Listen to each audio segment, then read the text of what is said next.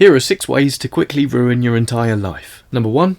Don't admit what you want. Shroud yourself in darkness. Envelop your desires and keep them hidden from the world and yourself. Let them fester in your unconscious as you continue to ignore them. Oh, you want to become healthier? No, not you. You've always been weak. You'll never be able to change, you tell yourself. You want to live abroad?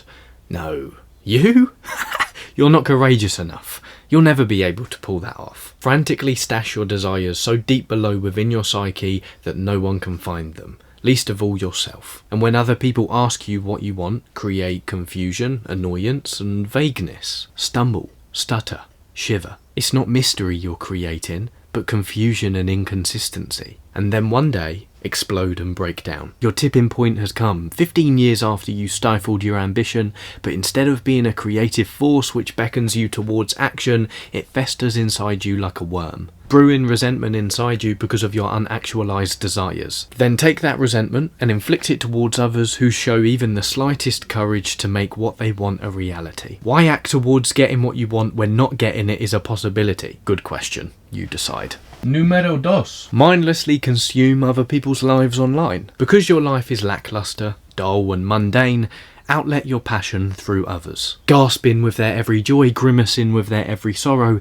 mould yourself into an exact carbon copy of the people whose lives you're following, while dismissing your judgment, reason and uniqueness. You don't have the courage to act, so sit back and watch other people enact the role of the hero. You don't have the patience to think, so lean into the thought patterns of your guru and absorb his every word. And in 20 years' time, in your heart-wrenching despair, reflect on your life and realise you spent 3/4 of it in a screen, absorbing, delaying and mind-numbingly watching people who couldn't care less about you live their life of splendour. Realise you weren't supportive either. Whenever you see someone ascend to heights on social media, make sure you're the first anonymous troll to wish for their undoing. Allow your personality to morph into an online persona fueled by fear, cowardice and trickery. Number 3.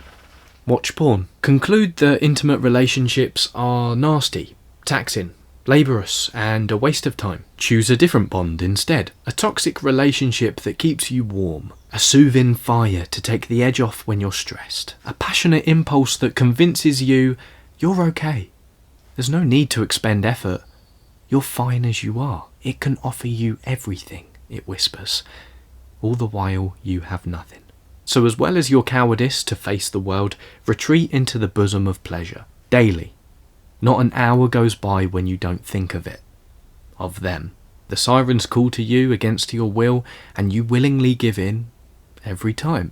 It's necessary, you conclude. Everyone does it. And then wake up one day at 35, alone, tranquilized, and despairing. What is love but sexual release, you reason? Why bother bonding in real life when I have this right here? Number 4. Don't work out. Allow weakness to encompass your being and hatred to fuel your mind whenever you see those dreaded fitness moguls. Despise them, because you measure your progress on the gap between you and them. They do inspire you, but it's too much. Anyway, who are you trying to impress? So retreat into your stiffness, rigidity and lethargy. There's no mirrors in your house anyway, so you don't have to worry about self-accountability. No one cares about muscles, you reason. Number 5. Complain and gossip about other people. On the odd occasion you do speak to people.